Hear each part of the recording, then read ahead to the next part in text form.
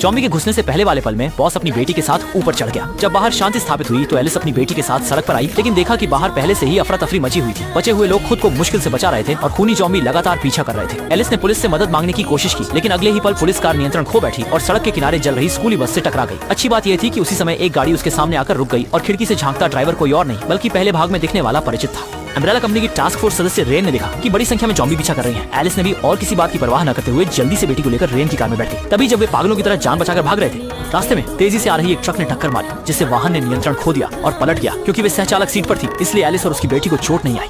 कोई बड़ी चोट नहीं थी, पर गाड़ी चला रही रेन इतने भाग्यशाली नहीं थी। देखते ही देखते वह बेहोश हो गया और बचाया नहीं जा सका। पीछे से जॉम्बी फिर से आ गए तो एलिस को अपनी बेटी के साथ भागना ही पड़ा। वो मजबूर थी, लेकिन दोनों एक चक्कर लगाने के बाद फिर से घर पहुंच गए और ये जॉम्बी भी चिपकू की तरह उनके पीछे पीछे घर में घुस गए। एलिस और उनकी बेटी के पास कोई और रास्ता नहीं था। वे कांपते हुए अलमारी में छिप गए, लेकिन एक जॉम्बी ने उनकी गंध पकड़ ली और कमरे में खोजने लगा। अब ये जॉम्बी अलग थे। शुरुआत में जब वायरस फैलना शुरू हुआ था